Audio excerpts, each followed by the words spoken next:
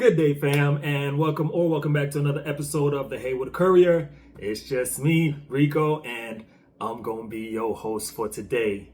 Now, today we are going to be discussing a topic that has kind of like been a point of debate with some friends and family and people who I've been talking to about this situation. But what happened is that I was offered a contract position as a medical courier, working 5 days a week from 5 a.m. in the morning to 1 p.m. in the afternoon. This is 200 miles round trip, and they were planning on paying like $300 a day for that contract, which would have ended up being $1,500 for the week. Let me tell you why I turned it down. Let's get into it. All right, so before I get into the actual reason why I turned it down, I want to go back a little bit and talk to you guys about intention, because I mentioned before that I've been very intentional with this whole situation ever since I became a cargo van owner operator.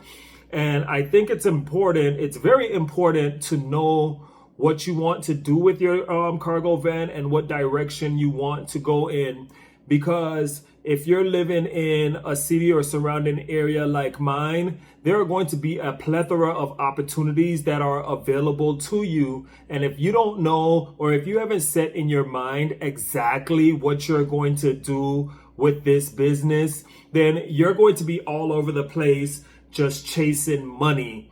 And while chasing money is good, we all want to chase money. We kind of want to reduce the stress and anxiety and everything else that comes along with making money.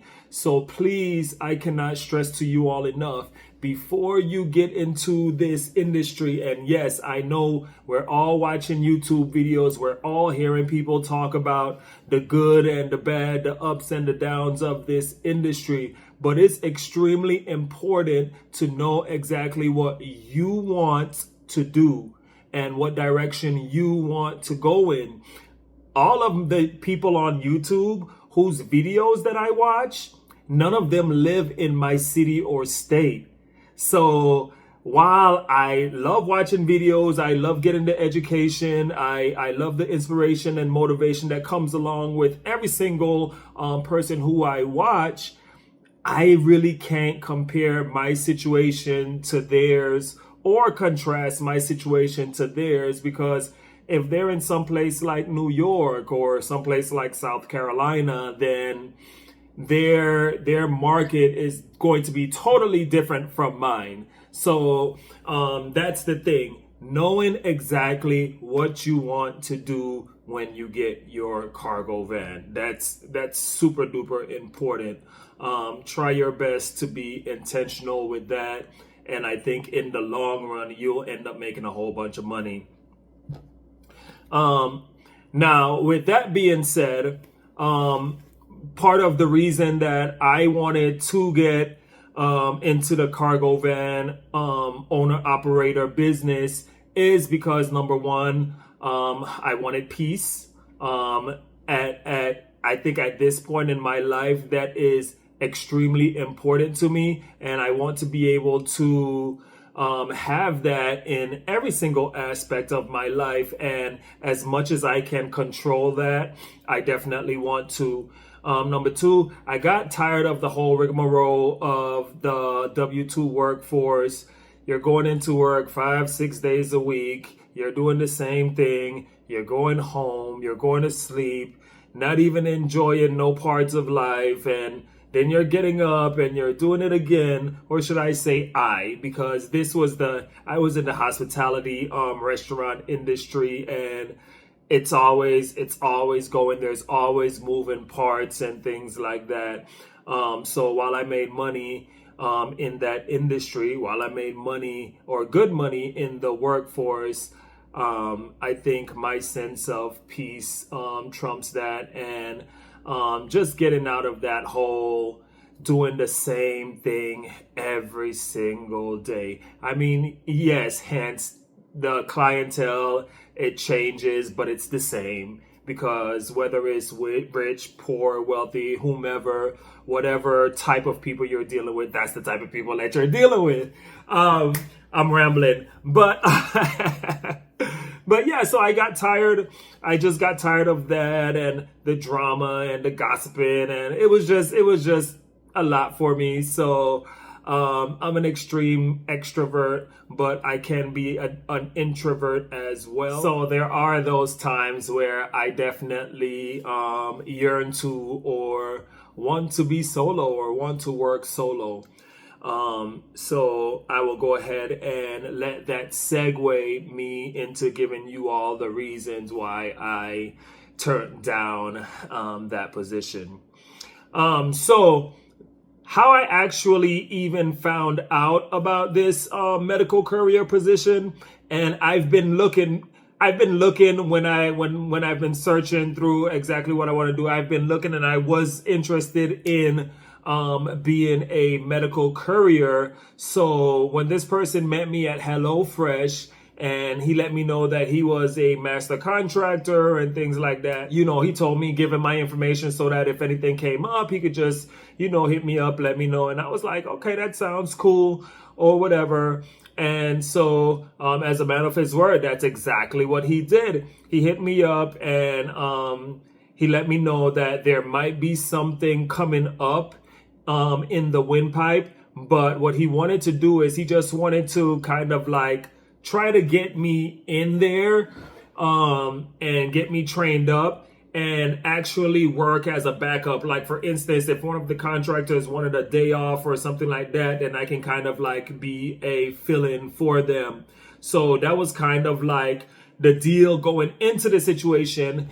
And the reason that it was like that is because when I got this offer, I was actually working at HelloFresh and I had a contract with them for Mondays and Tuesdays. So I was only available 3 days. And for this medical courier position, they really wanted someone for 5 days. So all I really could do at that current moment was work to be like a backup. So I came in, I took off for my regular days. The guy asked me to come in, do a little training for 2 days, said he couldn't pay me or whatever, simply because I was coming in as a master contractor, which basically means I had my own van and I'll be working to make my own money, whereas he's a master contractor as well, and he's hiring subcontractors to work under him because he has a fleet of vehicles. So I came in that day. I trained for it. I came in 4 or 5 o'clock in the morning, so I had to wake up pretty early. I had to wake up at like 3:30 in the morning. I had to walk my dog, pack a lunch, and things like that. And I got to the warehouse actually directly at 5 o'clock, and he just gave me a small tour of the warehouse, which was one big old space. And in the middle of the warehouse, there's a whole bunch of blue and red containers. And what we had to do is we all just had to go in and separate out all of the containers. It doesn't matter if it was yours or someone else's. It was kind of like work as a team to separate the boxes. And then eventually they'll move them to their certain sections or whatever. That took about 45 minutes to an hour to do. And then I got on the route with the guy. The guy, he was really, really good, really informative. I really wish he was more than a subcontractor because they didn't get paid that much money. But he definitely showed me the ropes of everything that I needed to know. And I'm like, okay, this sounds pretty decent or whatever. But as we were talking and, as I was asking questions and things like that, I ended up finding out that it's a 5-day, you work there for like 5 days. But what happens is that if you need a day off, you got to find somebody to kind of like fill in your shift, in order for you to be able to take a day off. And if you don't and take the day off and there's nobody to kind of like fill in for that, then they're gonna let you go. The second thing is, like I said, it is an 8-hour shift. So it's basically just like a regular job, coming in, working your 8 hours, going home, doing this 5 days a week, and then you get like the weekends off. So I was like, okay, that's definitely something to think about. But I didn't have any job offers for a full-time position or anything like that at that time. So I really wasn't worried about it too much. But then what happened was I got a call a few weeks after that. I got a call from the guy that put me in touch with the whole medical company. He was like, "Hey, I got this position available. It's 5 days a week, 5 a.m. to 1 p.m. It's going to be 200 miles round trip. We'll pay you $1,500 a week." Now, originally, when he said this, I'm like, "Oh my gosh, yes." In my mind, I'm thinking, okay, that's like 78 grand a year. I'm about to be making some money or whatever. And then it started to kind of like sink in. And I'm like, do I really want to feel like I'm working a 9 to 5 job? Do I really want to get back into that whole kind of like workforce thing? I wasn't too sure about that, Do I want to be responsible for getting something done if I just wanted to take a day off? Something for me to think about, I like the freedom of what I do, And then the biggest thing for me was $78,000 is what, $22,000 or what shy of what I'm trying to aim for with $100,000. But like I said, it's like a dedicated route. It's a solid position. You'll get paid every week. So there were definitely pros and cons to this. But when I actually sat down and I thought about it, I decided that, no, I'm not going to take the contract. I'm not going to take the contract because I don't want to feel like I'm going back to work. I want to feel like I could work if I want to work. And if I don't want to work, then I don't have to work. So that whole 5 days a week thing was just like, ultimately, I just decided I did not want to do that. Then the next big thing is, like I said, 5 a.m. to 1 p.m. While that's a full 8-hour shift, I'm thinking in my mind, if I want to make more money, then after I get off at like 1 p.m., I'm going to have to see if there's any other apps or any other companies or any other people that I do work for, if there's going to be things available after 1 p.m. And this issue was twofold. In one sense, it's like most of the carriers, most of the people aren't putting out orders consistently enough that late in the afternoon for that specific day. Sometimes they'll do it for the next day, but it's a sometimes thing. It's not something you can kind of like really depend on. So it's like, will I really be making that money? Will I really be able to kind of like make extra money after I get off of work?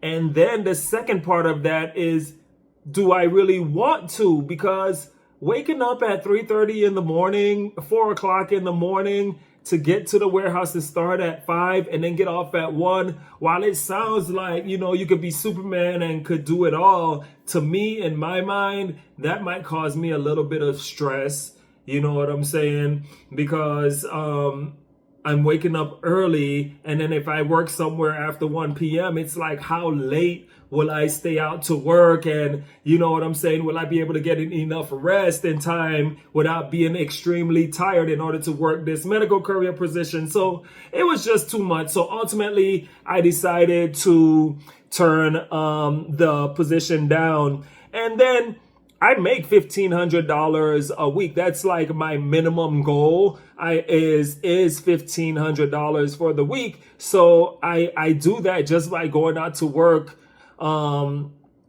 the jobs that I do have currently, but there's always that opportunity for me to make a little bit more money, especially when the busier time gets here. All right.